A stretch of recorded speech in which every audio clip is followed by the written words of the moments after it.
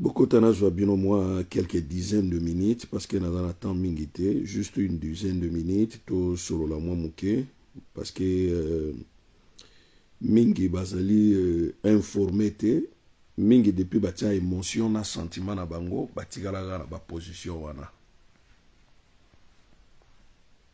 Alors mingi banda batia ba émotion na bango na ba sentiment na bango batikala na ba position wana. Alors, tant aux autres sentiments na yo, aux autres émotions, et sengeli pe omonaka, et loko nini o yozo soutenir. O yo kagape, et loko nini o yozo soutenir. Alors, mingi baza ba lubate, chilombo auti na Kasai, na kansibiru mo bolandi tourner na ye ya campagne, ou ezo kende vers la fin, parce qu'il nous reste plus ou moins 6 jours, poto kende le 20 na maponami.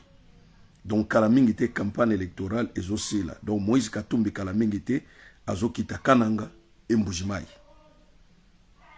Après lelo na si ou bien lobby Moïse Katumbi a déjà na kota Katanga. Soka sisi Katanga et si akendaki ba kota ba Goma kuna nyonso si akendaki ba Congo central Kinshasa et si asili si nyonso. Batu mingi bazolanda évolution ya campagne électorale de mais biso ba panzi sango balobeli mboka tout ça kolanda ngo vraiment liso likolo ya liso. Chilombo auti na Kasai pour la campagne na ye. Mais ils ont des détails moko ezali très important et sengeli bolanda. Ba détails moko Chilombo tango akomi na Kasai pour vous dire la vérité. Soko ke na Kasai komi tungisa manote na Chiluba. Ba luba nyonso ba koma koloba lingala. Même na Goma, soko ke na Goma ba Goma tracien nyonso ba koma koloba lingala. Ata ya kotengama me baza koloba. Soko ke na Lubumbashi, t'inquiète, komi tungisa manote pour na Swahili. Ba jeni nyonso ba koma koloba na bango lingala. Lingala koma langue nationale ya kwen nyonso. Tina manyanga. Ba manyanga ba koma koloba lingala. Tina ba yombe. Matadi kutu na zolo banabino ki Congo ya l'État eloba makalisu te. Koma ga lingala na lingala. Donc pour vous dire que c'est pour cela lingala ngo malgré tout eza ya bakinois te mais eza lingala. Na mona ki bato bazo seka lingala ya Moïse Katumbi. Eza lingala o eloba makana Katanga. Ye kutu azolo bango bien. Soko ke na louche. Chez le louchois bata Lubumbashi. Balobaka lingala kotengama. Soko ke na Kananga. Balobaka lingala ya kotengama ya baluba. Oke na Mbujimai.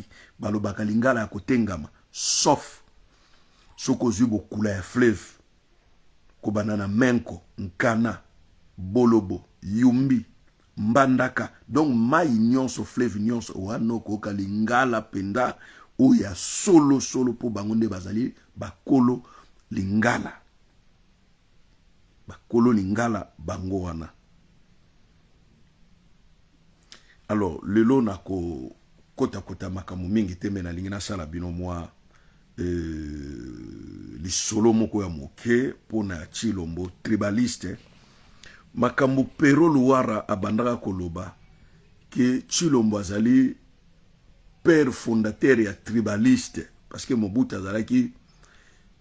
azalaki unificateur ya Congo ya Zaire mobimba sangisaki bikolo nyonso Mobutu sangisaki ekolo nyonso alobaki ozali moluba okei na Katanga ezali epai na yo. Ozali Katange oye na Bakongo ezali epai na yo. Ozali Mongala okei na Kivu ezali epai na yo.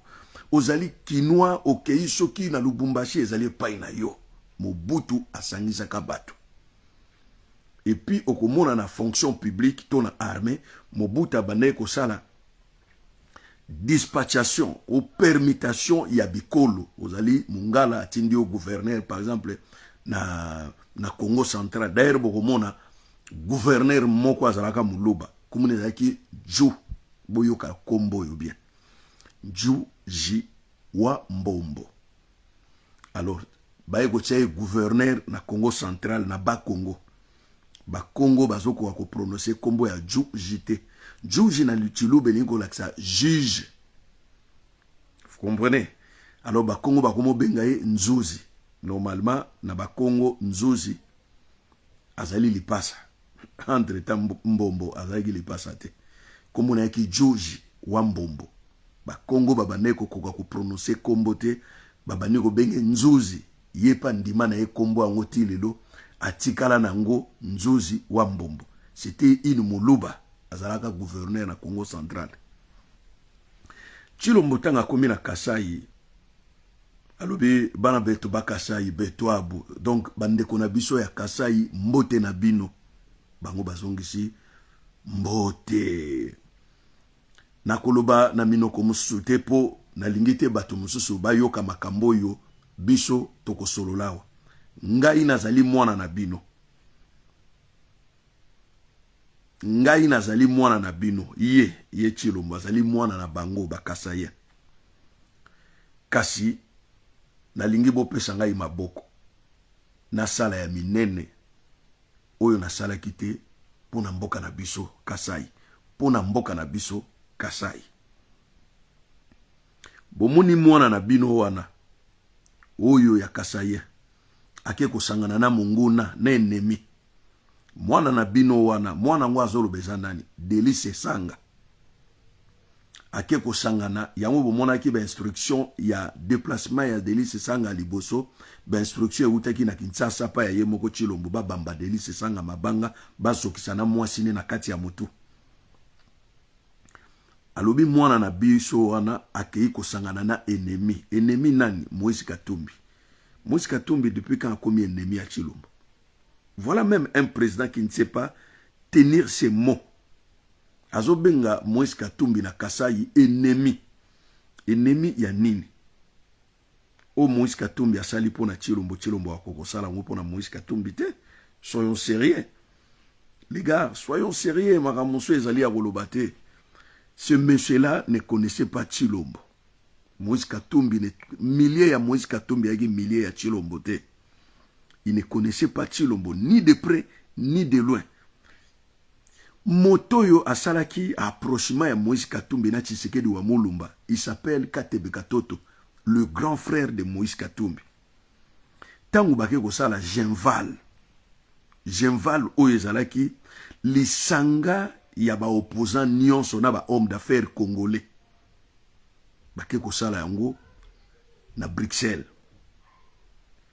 C'est par là rapprochement ya Katebe Katoto na Tshisekedi wa Mulumba esengaki ke Moïse Katumbi aya au milieu akuta na pena Tshisekedi wa Mulumba. Ils n'ont jamais été de près depuis longtemps. Bango ba yaki na bango ba businessman, Tshisekedi ayaki na ye politicien. Profitant de cette occasion, Katebe Katoto rencontra que Tshisekedi wa Mulumba santé na ezalaki détériorée, ayaki na santé malamu te. Il envoie une société suisse. Boyoka lisolo yo, bomona ki Chilombo aza ndoki. Katebe Katoto par ses propres fronts, il envoie une société suisse ba évacuer Tshisekedi wa Mulumba na Kinshasa. Aya kozwa ba soins appropriés et il paye un avion médical. Un avion médical pour ma solo to linga na biso ko beta ngote pour bomuni eza na ona sensité. Et après la mort de Tshisekedi, ces deux frères Moïse Katumbi et Katebe Katoto, ils ont mis un chèque de 5 millions pour ebembe Tshisekedi wa Mulumba. Ils l'ont en Belgique, ils ont à Kinshasa, pe ba conserver en na kati ya frigo na Belgique na ba condition ya malamu. Ezaki grâce à Katebe Katoto parce que Katebe Katoto était ami à Tshisekedi wa Mulumba. Mais c'est par là de Moïse Katumbi ayeko kutana na Chilombo. C'était en 2015. Jet ya liboso Chilombo alongwaki na ngo Bruxelles po baya na ngona mwasi na ye ni akero na Kinshasa. C'était le jet, le deuxième jet de Moïse Katumbi. Sikoyo Moïse Katumbi agenda kozala ennemi na yo pona nini? Pourquoi tant Moïse Katumbi a eu un problème na Kabila? Parce que Moïse Katumbi a fait 4 ans en Angleterre, en exil. Pour qu'il a empoisonné, c'est qu'il va traiter le poison. Et par l'émotion ou par récompense, Chilombo a ordonné même l'ambassadeur na biso à Paris, bazong c'est la bango ba passeport na bango parce que Moïse Katumbi a un passeport congolais. mais ezalaki expiré passeport 4 ans sur le libanda passeport et saladi so ils a 2 ans ils en a 2 ans ils en a 3 ans et ko expiré nde Tshilombo asali demande à faveur ambassadeur pour ambassadeur à liboso aboyaki ko sala bango passeport pour azalaki ambassadeur à Kabila tant Tshilombo ya lobi non ils a juste été batu baza déjà ba détenteur ya ba passeport congolais pour ani okopimela bango passeport congolais tant que congolais zongisela bango ba passeport na bango. Ils ont fait de passeport ordinaire pour un grand homme politique qui avait droit à un passeport diplomatique. Mais la chantant a na Congo, a un passeport ordinaire. Non, a un passeport diplomatique. Mais la chanson, même Madame Le Pen tant à voyager. A voyager un passeport ordinaire. Non, a voyager un passeport diplomatique. Ba saleli ba Moïse Katumbi, nansi ba laksaka bino ba passeport, tant ba komi na Kasumbalesa. Des passeports ordinaires. Mais ils ont quand même accepté. Parce que pour vous dire la vérité, Moïse n'a pas besoin de passeport. Il n'a pas besoin de passeport. Il n'a pas besoin de passeport pour voyager. Moïse Katumbi Ngazaliwana. Azana passeport moko international, il y a ba homme d'affaires ba utilisaka. Nakansi ba te belé bazana kati ya monde ya business ba yebiango. Passeport ane so anango visa te ba beta kango pe caché d'entrée te. Et juste numéro nango botindi bozana kati ya jet botindi pa bokiti na bino na aéroport, vous prenez votre voiture bobimi na bino na grande porte bokei na bino. Alors, tant Tshilombo a autorisé un ambassadeur na biso azong c'est la Moïse Katumbi passeport na ye. Wana zaki frère. Lelo Moïse Katumbi a komi ennemi. Alobi na baluba boye. Alobi ke na lingite ke tango Moïse Katumbi akoyawa bo bambaye mabanga te wana bobani ko exagérer. Mais baluba balobi ne makambo wana te ye moko nde azolo bango na munoko na ye. C'est l'ambiguïté, c'est-à-dire ozolo balikamo moko ezali sous affirmatif. On dirait que ekozala bongo.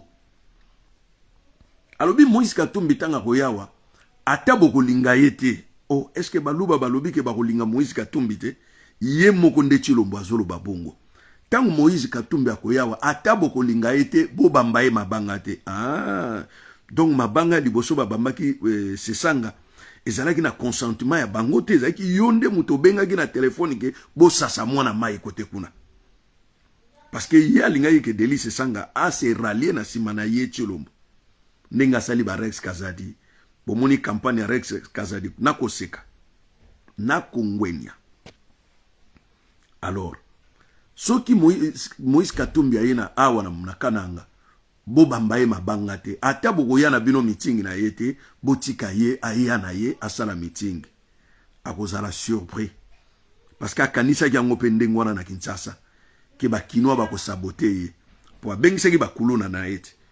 Omoni makambo awute ekosala te dernièrement. Na mi en pleine meeting ya Moïse Katumbi. Minduki ba policier ba bimisi minduki ba beti masasi likolo ba panzi batu na meeting. Bomoni yango te. Biso tosali camp. Bolimbisanga. Biso tosali camp. Tosali campagne ya makasi ya munene ya Moïse Katumbi ne bandeli. Boza ba témoin. Ne bandeli batu bazolo ba Google ba futi yo combien. Google yo tika mupaya wana aya ko kabamboka. Yo tika boye ba futi yo combien. Vous savez makambo zo le galamboka wana. Lelo na lobeli batu na beti ba porte ya ndako batu na expliquer batu de A à Z.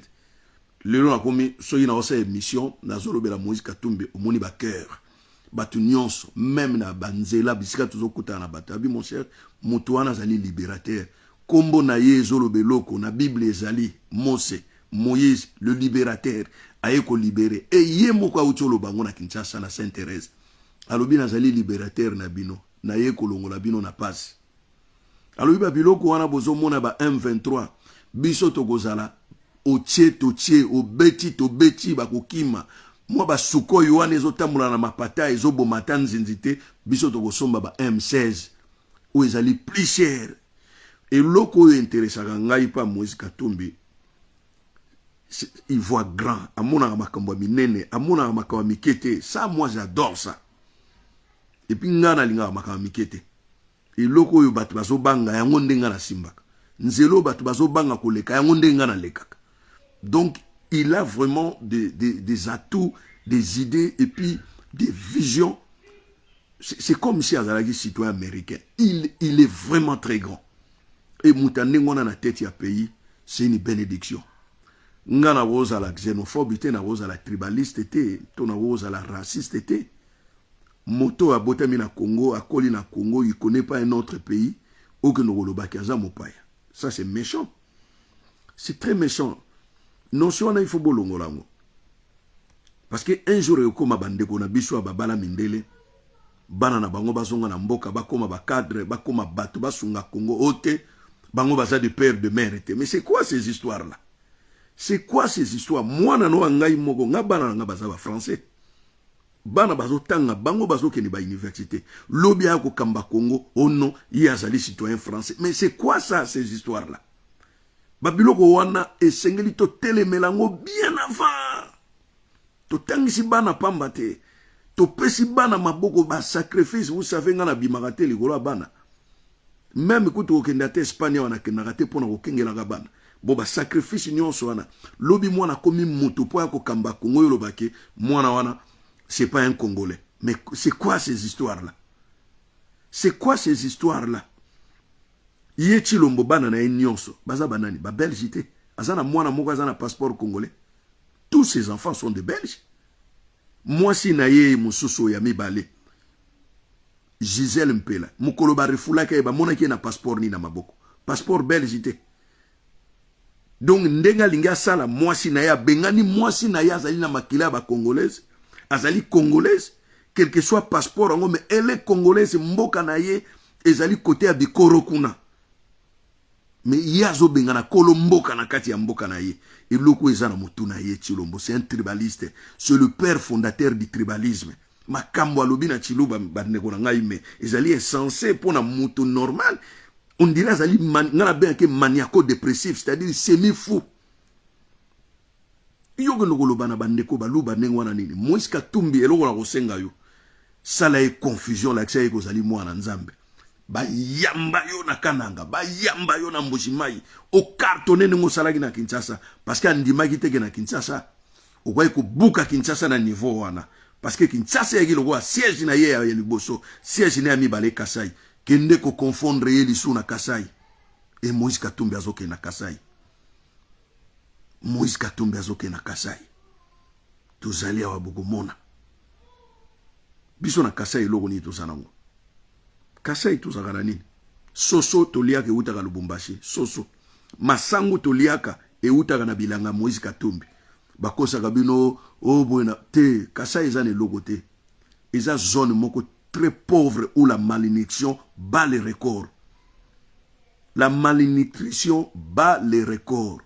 Bekola malongeza la kate. Et loko moko ezalaka te banzele alaka te na Kasai alobaki kazosala nzela kolongwa kananga ti Angola ti lelo bomona mutu kezokenda Angola na nzela ya sala a diriger pays na ba promesse na lokuta na mensonge na kimuyibi. Alors à un moment donné il faut arrêter tout ça bandeko. Il est grand temps tokota na lisolo musu ya sika. Lisolo ya sika ezali début ya vrai développement. Parce que Moïse Katumbi, il ne vit pas comme les autres Congolais. Azara, un visionnaire, Ana Makambune, Aminene Namutu, ce n'est pas un homme qui parle trop. Azana 600 000 hectares ya bilanga masango, oyo ba pekisaka ye masango wane teka matena Congo, et kendaka nango Tanzanie, Kenya. Donc, aolesa Congo mobimba na masango. Masango bino bolukaka masango. Akolesa ngo Congo mobimba boko lemba na talo ya mukie boko lia masangu boko lemba et Kasai wane ko sepela. Alors bolongo la babiloko wana nous on connaît beaucoup sur Moïse Katumbi toyebi mingi na mutu wana kadima azan États-Unis akeko senga aide na ba américain pour na hélicoptère na ba avion kadima ake na ba na congrès américain kolele la bango. Et puis gouvernement congolais a tindi lettre moko ya cela 3 jours na Nations Unies que Nations Unies a ça la réunion moko ya urgence ya mbango pour ko tia musapi na oni akamata ba avion na hélicoptère na ye ou asale la ba patrouille kuna ba pesa ngona no na seni pour seni a déployer ba machine na ye na bipai nyonso or que Nations Unies akoyi ko pesa seni ba biloko na été pour abandi déjà ko kanga ba bisaka na ye. Et deuxièmement, Nations Unies azokende force ya EACP ezokende nango batika siko bino moko Congo or que ye azali malin bozali ki informé te. Heureusement, Christophe Boisbouvet na Perelman oyo bazali ba journaliste français ba qui ko interviewer ye pour lui demander que monsieur le président pour nini yo bengisi ba entreprise ya ba mercenaire na Congo pour eya ko sala nini na veille ya élection. Bobi n'époque Kabila na 2011-2012 a bengisi ba mercenaire rwandais na ba Ougandais ba boma batu na ninga ko sakana te ko banana aéroport ya Njili. Et loko wana yepe asali yango. Société à Liboso a bengisi ezali une société française privée. Privée na zoye bisabino kombo nango Agemira. Agemira ezali une société ya ba mercenaire lokola Wagner. Société o ya bengisi Agemira ezali lokola Wagner mais ya ba français. Et kenda pe ba Irak, et kenda pe ba Libye. Ti lelo groupe mosu ezana Libye ou e contrôlaka côté ezana makamba pétrole. Société ami balé ezali ba mercenaire privé ba ye ko créer société na bango na kati ya Congo. Donc ba ye ko créer société na bango na kati ya Congo comme nango Congo Security. Ba roumain côté ya Roumanie. Alors, troisième société ezali société moko Congo Noir. Congo Noir ezali composé na ba Congolais à Brazzaville oyo bazalaka ba ninja. Oyo ba boma batu na 1997. Oyo ba sukula Congo Brazzaville. Nde akoti bango ponani. Ngonga ba kolinga ko tricher ba élection, batu wana nde basala sale boulot na Kinshasa. Lubumbashi ba exterminer ba Congolais oyo ba ko telemela ye pour ya continuer na pouvoir. Mais il se trompe. Il se trompe à une époque mususu. Kabila mekaki yango pe. To monaki ba Rwandais ninge bazoboma batu na ba marche ba dimanche ba prêtre catholique ba kufa. Et belé ba Congolais ba kufa ki Kabila kokaiko ça la troisième mandat en 2016-2017. Yazo kanza soka ina ba mercenaire wana nde loko malunga ko salama. Nzamba zana kana biso ako confondre mulubo yo démon. Chilombo azan ndoki. Alala kana Lucifer na mbetu na ye. Chilombo azali ndoki. Tala jalousie na haine ndenge matie lokola mafuta mbila na motema. Tala belé ya jalousie. Lobi nazaki na discussion munene na Papi Tamba me na kataki yango po ezaki butu bana pe balala ki ndenge na bandai ko lobalo makasi bon. Ezaka mawa komona Papi Tamba ti le doit défendre toujours la Kabylie bon ezaki discussion moko très engagée. Mais la rekota na biloko wana te prochainement na obano salaka ba live moko na TikTok loko na funguli chaîne moko boye ya kitoko ou bien na funguli compte moko boye na TikTok nazo bongisa ngo nazo bakisa ba élément na obano salaka ba live moko oyo bino bobana ko ya na sina tindela ki bino nyonso ba invitation et puis bino bo rejoindre nga na TikTok Google parle 2 soko beti Google parle 2 Google parle, quand tu parles, SIT. Au commis des chiffres. Au comona, compte nanga ya TikTok et Kobima. Et na meka ko attiré moi quelques personnes. Au bout de 3 jours, on a eu déjà plus ou moins 1000 abonnés. C'est déjà bon. To bano kende bongo tina 10 000 abonnés. D'ici 2 semaines, to koma déjà na 10 000 abonnés. To bano sala ba live kuna oyo bino pe bo bano sala na droit na bano tinde la bino ba demande. Soko fini kaka OK. Au côté na live bino pe bozala na droit ya koloba bozala ka ba téléspectateur te il faut pe bozala na droit ya koloba c'est hyper important.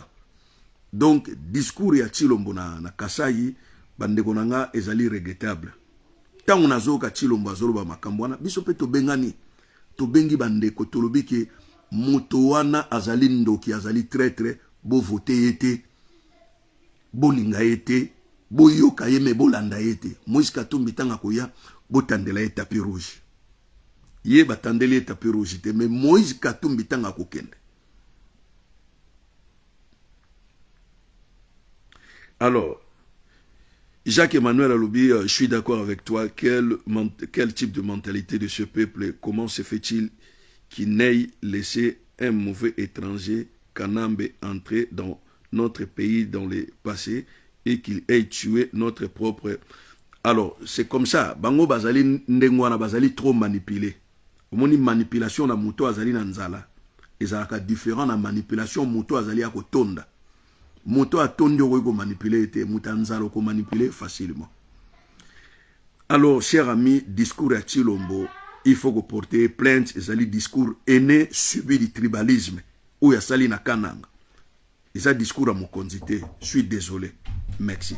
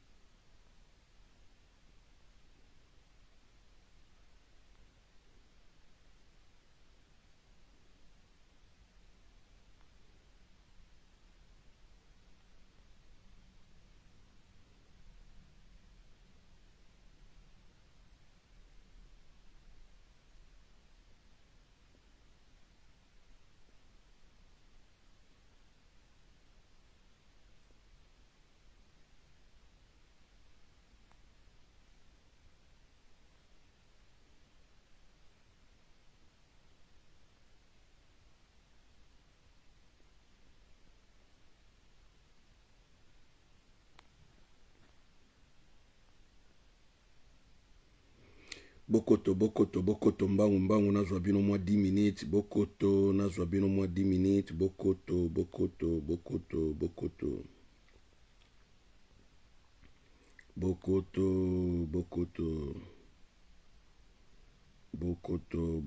nazwa bino mwa 10 minutes. Bokoto, nazwa bino mwa 10 minutes. Bokoto, mwa 10 minutes. Tokenda yango mbangu.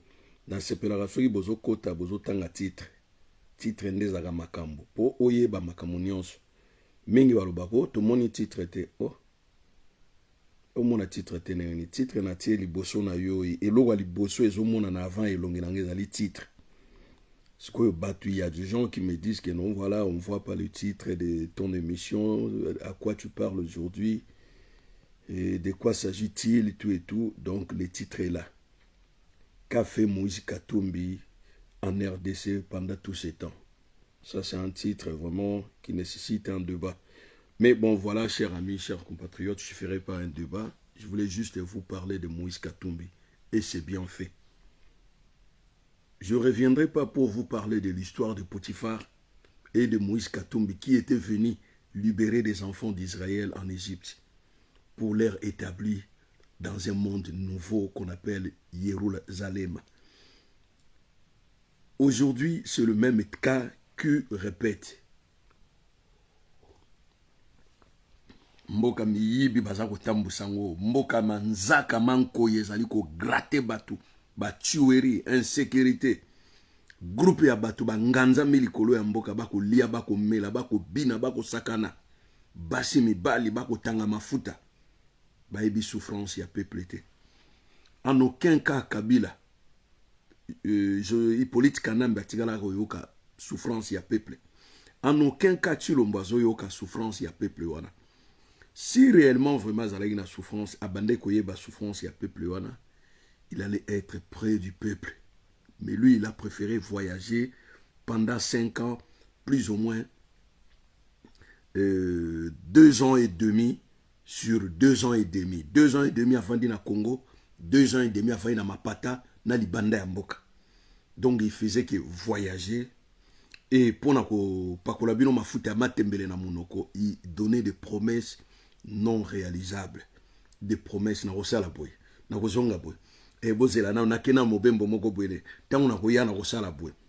Et jusqu'à ce que azo kene na boma po alobake na ebisi bino ke na koya kotiela bino électricité awa tandis que bosani ke esika électricité utaka eza na Congo central inga ezalaka na Congo central eloko ni ezangaki yazwa bakable abanda mbala moko tiela bato ya boma courant ake na mbandaka alobi na bango ke nakoya kosala université wana mbandaka tellement ke atanga te abosani ke Équateur mobimba wana ezalaka bamba na université ya agronomie oyo kutu ke basali bilanga wana ils ne sont pas considérés au Congo bakenda kena na bango na Cameroun ba Guinée bake ko développer mayele na bango kote kuna voilà kozana mokonza boye ezali passe-temps ezali perte du temps parce que temps ils ont joué par rapport ya âge na biso tokolia te tokomela te tokosepela na mboka na biso moko te na âge nini na kimobange te kimobange alulaka pene na mosika te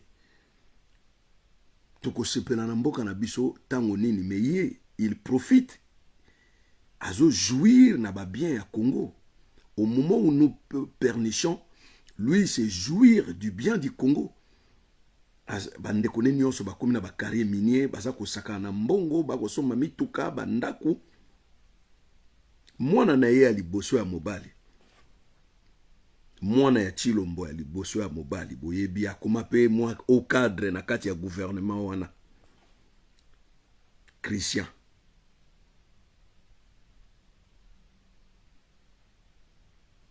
oh la la la la bapele joya mingi na ebite nani aobenga mwana Tshisekedi ya liboso te leki oyo yalandi Chilombo Christian akoma pe na ebite au cadre na ministère ya mine ye pa koma na ba carrière minier na ye ba carrière minier azwa pe villa na Lubumbashi akoma kovana na Lubumbashi pembeni ya ba carrière minier na ye ozwi mwana ya Chilombo ya liboso aye kosomba villa na betelaki bino lisolo te pembeni ya Koffi Olomide na Jibe Mpiana ye pa paye villa ya monene jeune oyo abandaki kofraude na batalis na batrain ya Belgique Paris azaka ata ni loko te ayebanaka ata te ke wana mwana ya Chilombo ayebanaka ata te mutu moko ayebaka ete azalaka na eloko te ya 5 ans passé akomi pe kotambola na basoda na kati ya mutuka ne bakengelaka ye. Alors bandeko na ngai il faut bofungola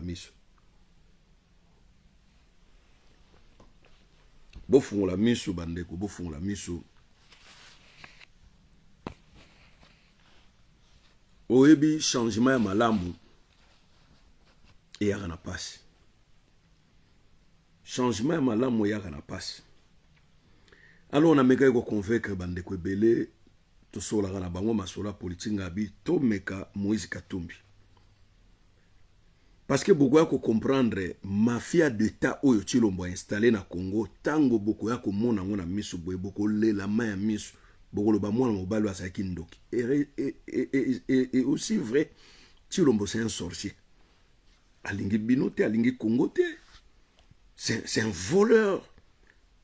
C'est un voleur, aza muyibi a une bande ya ba voleur nyonso ya gangster nyonso oezaki na Belgique ba toka biloko nyonso ya Congo ba kende nango.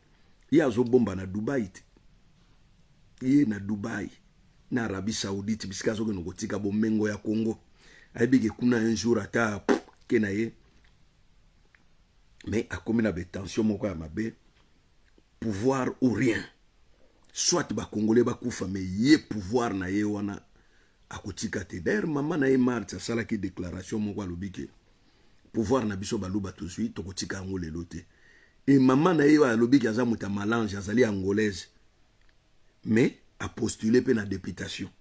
Maman ya 85 ans donc année prochaine année otozo kota ko na 86 ans. Maman ya mukolo bon akeno kosala ni na kati ya parlement. Incroyable.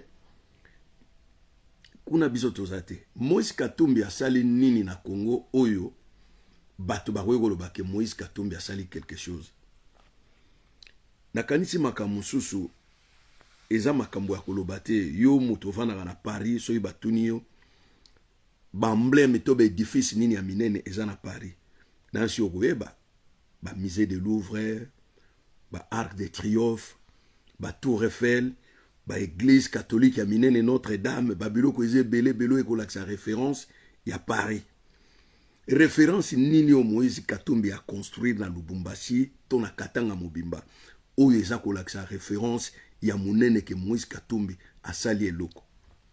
Si vous ne savez pas de Moïse, si vous ne savez rien de Moïse, oyo nyonso bazolo belabino wana. Moïse Katumbi a sala l'hôpital le plus grand, plus que l'hôpital de Sendwe. A sala l'hôpital le plus grand na Kolwezi.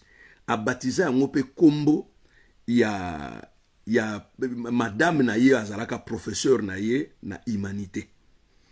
Aye ko sala l'hôpital ya mibale ya munene. Aye ko sala so l'école la plus grande na Lubumbashi wana po batu baza ko loba. Qui a coûté plus de 6 millions de dollars américains na propre mbongo na ye moko ya poche.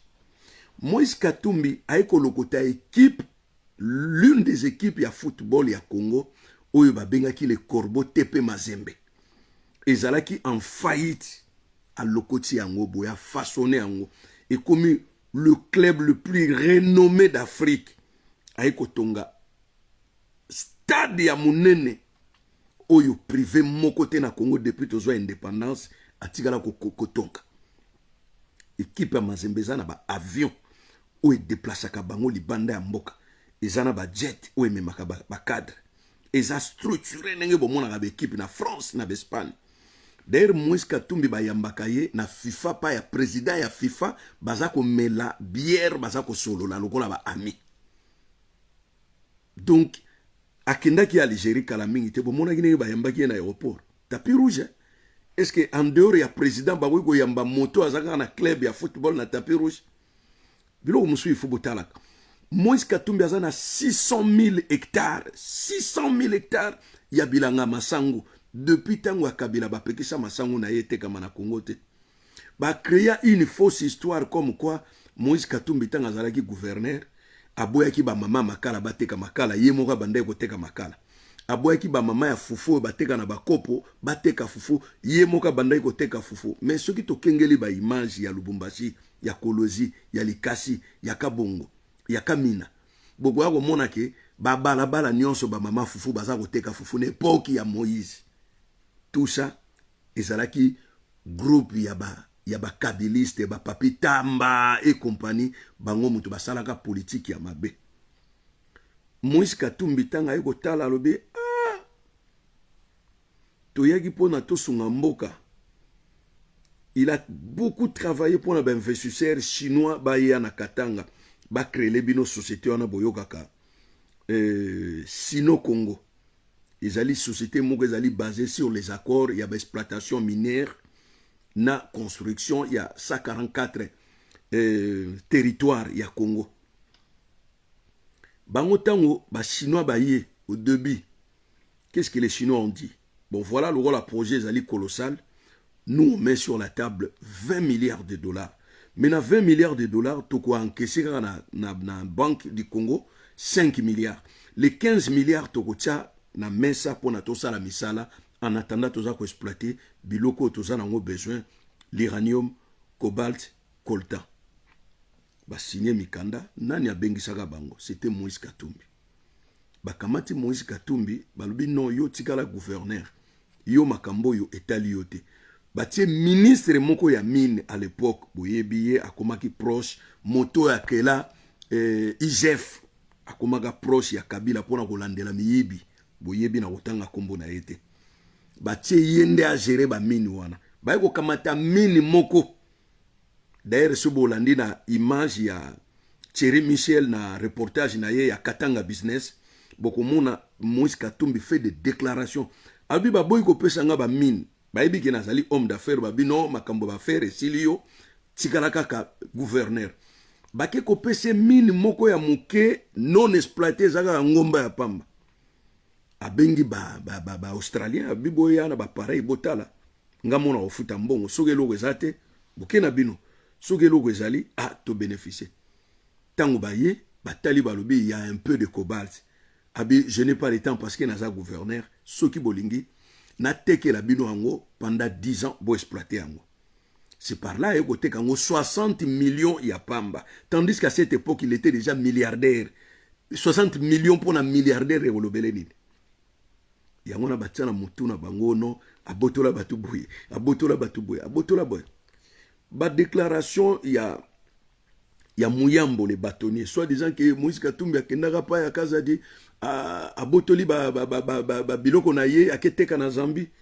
C'est des histoires que Muyambo a créées de toutes pièces.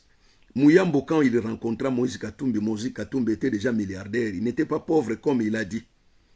Je vais vous donner un exemple simple pour vous comprendre que Moïse Katumbi est grandi dans une maison où il y avait déjà des milliardaires.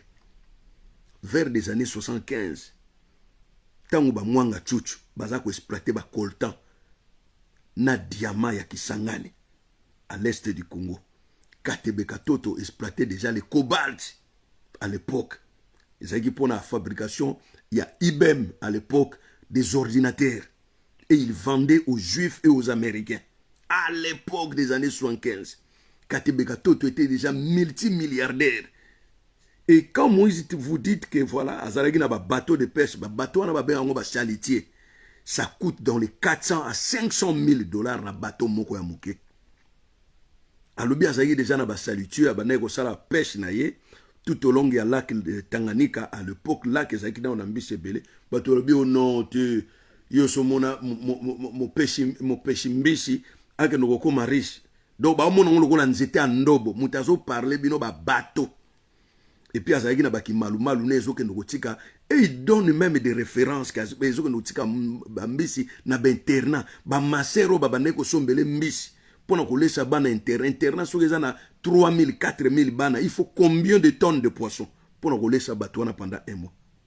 Et bateau. Donc voilà dans un pays où les gens n'ont jamais travaillé. Parce que moi na mobali moko boye a travaillé na mutoki na ye à longue. Bateau belé oyo kaka ba masolo awa o mutu bwazaki mutambongo, mutu bwazaki mutambongo. Bonjour maman Patricia Unamaga. Bateau ba bomba ba masolo. Nakoya leo na yeko betela bino masolo te nakoya ko betela bino masolo ya batambongo nyonso boyoka na Congo ndenge ni bazo bambongo na bango nasi mukulu wana boko kamwa boko fungula munoko batu ya mbongo nyonso o badilandos ba masamuna o badokolo ba nako betela bino ba masolo ebele boko fungula munoko bwe ba misusu nanu ba profiter bazali mais pendant 30 ans oyo ba batama baki ba yanke miyibi ba balado ba criminel à main armée ba batama on dirait ba kufa te bazali ba koksi ba 86 ans ba 87 ans ba batama misu bazana ba Belgique na ba banlieue kuna au fond ba batama misu bazana ba France ya na ba province batu nyonso boyoka ba masolo mutu boye mutambongo mutu boye parce que moi j'ai côtoyé un grand homme riche millionnaire congolais le vieux Kadima ngana kurtoya ye dazoke no golia pana ye na Gombe kadi tala Kinshasa mobimba balali ngai nazali se kotanga plafond na canapé o mawazo e Kadima oboyoka ka Kadima moi je le côtoyé akinde kona ngai muluba to côtoyé to lia pe bambongo na ye to sala pe ba coopération belé na ba beau frère nanga ya ko keno ko tekela ka ba brique ba brique ici ba beta tozo somba na ba camion tozo ndo kotige na lopango tonga banda kunaye. Donc c'est quelqu'un où j'ai côtoyé pour nga jeunesse nanga mobima nazalaki courageux na tikala kokola lokola binote yango moni na kimukolo bozo kokate bozo linga basi ba lesa bino basi ba melisa bino basi ba sombela bino bozo sunga basi na binote na kimukolo vous n'arrivez pas. Et comme mon père était ministre, moi mon père, mes pères non ça daya fungula misu.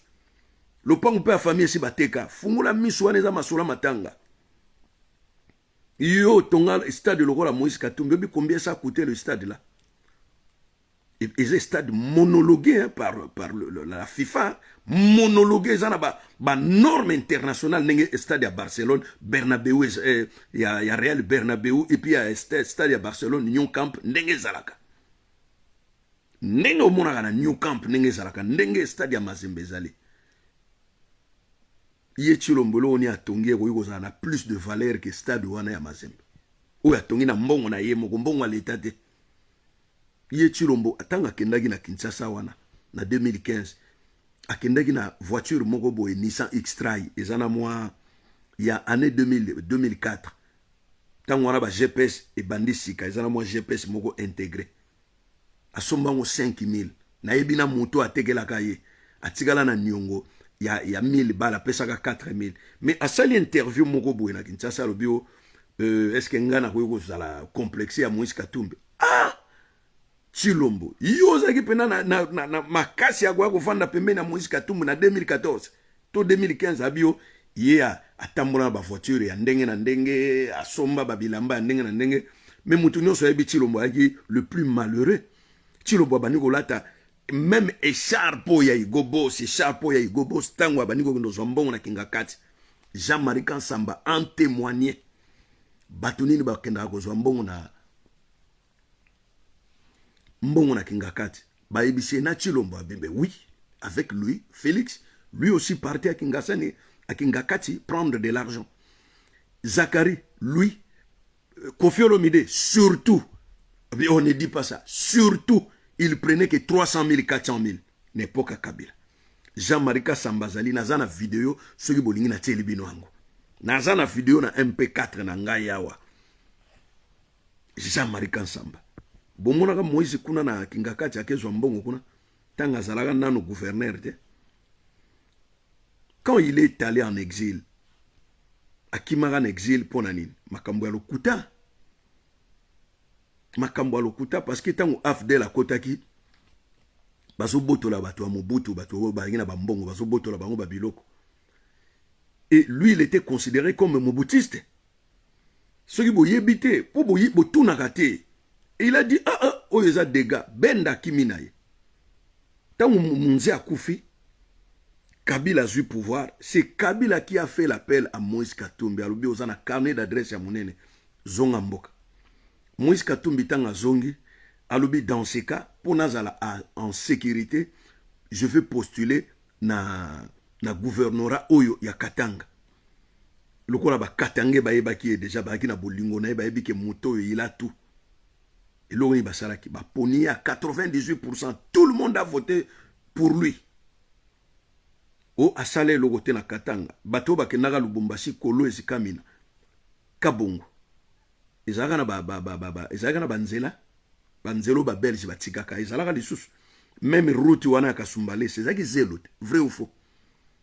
Muto asali route a munene bongo bimati na ndola kuna na Zambie, c'est qui? C'est pas Katumbi.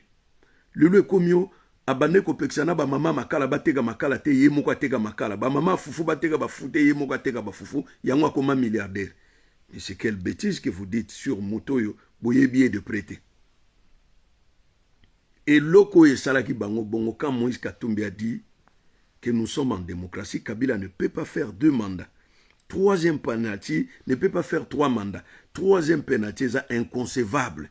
Ah, kangaye bake bakangiye na ndaku na ye motif nini o ndako yo alala kawana eza yete abotola ngo moto orge ndako wana eza ya ndeko na ye katebeka toto mutapesa yango o ndako wana alala eza yete eza ya moto abotola ko botola il faut ko kangai bakangi mwana mobala batu batie na prison abi mwasi na ya ko tigela ke biloko na mai bango mwasi na soka ko tigela biloko na mai ba changer batie lié poison na biloko. Quand il a vite compris qu'il y a un loko mabe na kati nzoto na ye, nde aeko beta mbela sengi akende ko se faire soigner à l'étranger. Nde bango balobi ke botika ya okufa, boro to tielie linzako to tielie ya moto moko akufa botika ye. Et akei boyebi combien d'opérations yo Moïse Katumbi azwaki na hôpital général ya Londres. Boyebi li solo. Ezate ke ngamu na obete la bino masolo. Il a passé 4 ans en exil na ba Francis Kalombo. 4 ans libanda ya mboka na poison na kati na eti basalisi ye. Mukolo matanga Tshisekedi Moïse Katumbi a ye kolela papa na ye. A moni ba condition bazaki nango. Qui avait loué la salle? C'était Moïse, non? Qui avait fait venir Brukumesi ya Yanine? Moïse était. Bambongo bonyo Moïse a pesé pona ba organiser matanga wana. Est-ce que vous connaissez l'affaire? Alors, Babilo musuto tikaka, Babilo musuto lo barate. Biso toyaki ba malanda ngombe, batozaki intoxiqué na pa Kabila. na makambo babande ko lobela ba papi tamba tanga bazo lobela Moïse o aboma batu aza criminel bakamati muyambo batie wana bapesi muyambo mbongo o muyambo azana ba dossier lero bomoni langage ya muyambo ndenge échanger te muyambo akomi ko kumisa Moïse parce que ebi ke soki lero Moïse azui pouvoir et que baebisi muyambo ya na ba dossier wana o ya bande ko lobaki azana ba dossier minene ya ba détournement na ba vol ya Moïse Katumbi omoni ga ozane na ngote muyambo lelo akomi pro Moïse Katumbi mais tolingi batande ngona sona politique te même bateau bazali zinga ya Moïse bazosane campagne détrompez-vous mingi bazala ta ba ministre te mingi bazala ta ba bourgmestre te toza na bino to beti mundenge tozawa mingi ozomona na sima wana ils seront récompensés voilà au tambola ina na campagne zoa 2 millions na yo tu peux faire tout ce que tu veux mais poste à premier ministre non tokotia bateau bazo mériter bisika wana Moïse Katumbi c'est quelqu'un qui parle pas beaucoup mais qui agit beaucoup plus que les paroles Nzamba Sungaye azali mosikoli na biso naloba nini na Moïse Katumbi bilama netolama sanzolama umela po okoka kosala tinda oyo Nzamba tindi yo obengana miyibi bato nyonso kutaki na tempelo ya nkolo bakoteka banyama bibwele mapepe ndunda oyebisaki bango ke ezali esika na nkolo esika ya tata ebongi na bosoto te pe nkanda ya tata ekitaki likolo na yo